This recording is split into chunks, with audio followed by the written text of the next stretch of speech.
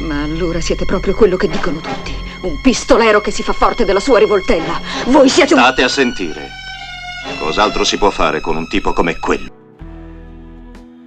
Bentornati in soffitta, dove il passato rivive e il fascino di un'epoca indimenticabile continua a farci sognare con la bellezza delle sue protagoniste. Oggi ci immergiamo nella vita e nella carriera di una delle icone del cinema di genere italiano, la splendida Gabriella Giorgelli, anche conosciuta come Gabriella Giorgio.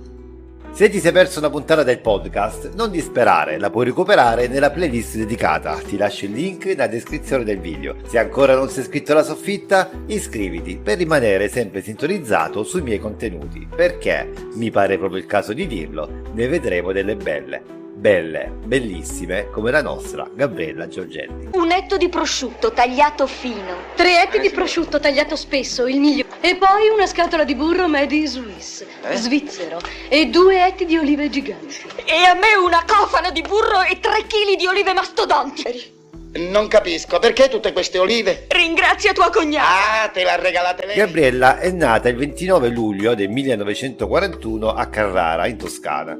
La sua carriera nel mondo del cinema inizia nei primi anni 60 e da allora ha illuminato il grande schermo con la sua bellezza e il suo talento, diventando una figura di spicco nel panorama dei B-movies italiani.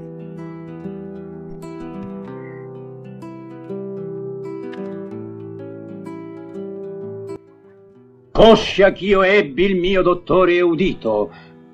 Poscia, professore. Se il professore ha detto coscia, vuol dire che è coscia. Ma no, poscia. Io ho detto poscia. Ha detto coscia, ha sentito pure la zia.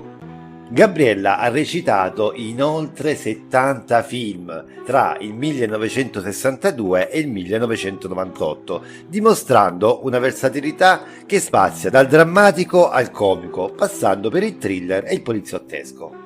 Si mette in mostra nel mondo dello spettacolo dopo essere stata finalista nell'edizione del 1961 di Miss Italia, da cui viene però esclusa per aver mentito sulla sua vera età, e poi come protagonista di Cronache Rosa. Hai fatto un miracolo!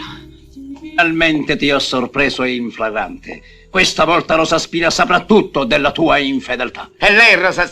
tu? Ma non mi fare ridere, Rosa Spina è più brutta di Ciccio. Semmai più brutta di te. Appare in molti film, prima come comparsa e poi in ruoli più rilevanti, seppure sempre secondari. Le parti di maggiore rilievo sono in pellicole d'autore quali L'isola di Arturo del 1962, I fuorileggi del matrimonio del 1963, Le più belle truffe del mondo e Frenesia dell'estate. Uno dei suoi ruoli più significativi è stato in La comare secca del 1962, diretto da Bernardo Bertolucci, dove interpreta il personaggio di Esperia. Questa pellicola segna l'inizio di una serie di collaborazioni con alcuni dei più noti registi italiani dell'epoca. Sono felice, sorellina mia, felice per te. Ma ciò non toglie che quest'uomo ignaro di plastica ha tentato di tradirti.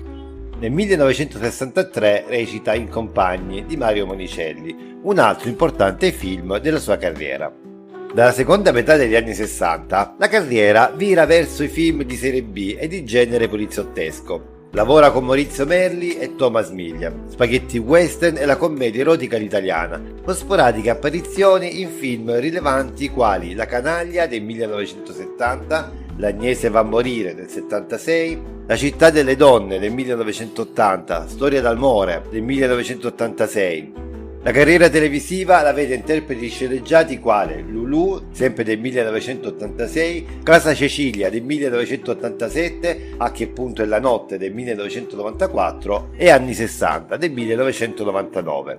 Gabriella è sicuramente più nota al grande pubblico per i suoi ruoli in film di genere, dove la sua sensualità viene spesso esaltata. Tra questi ricordiamo sicuramente la mitica Ubalda, tutta nuda e tutta calda, del 1972, e La polizia Brancola del buio del 75, dove la sua presenza scenica cattura l'attenzione e aggiunge un tocco di fascino e mistero. La sua sensualità e il suo carisma l'hanno resa una presenza costante sulle copertine delle riviste, cementando il suo status di sex symbol. Non possiamo non menzionare il suo contributo ai fotoromanzi, in particolare la serie Sadistic, che ha ulteriormente consolidato la sua immagine iconica negli anni 70. Gabriella non è stato solo un volto sullo schermo, ma anche una figura influente nella cultura popolare di quell'epoca. Un altro film degno di nota è La città delle donne del 1980 di Federico Fellini, dove recita accanto a Marcello Mastroianni. Questo film, sebbene diverso dai generi a cui era solitamente coinvolta, dimostra la sua capacità di adattarsi a ruoli più complessi e più impegnativi. Gabriella Giorgelli ha lavorato con alcuni dei più celebri registi italiani, tra cui Mario Bava nel film Tre volti della paura e Lucio Fulci nel thriller Sette orchidee marchiate di rosso del 1972. La sua filmografia è un vero e proprio viaggio attraverso il cinema italiano di genere e la sua bellezza e talento hanno lasciato un'impronta indelebile.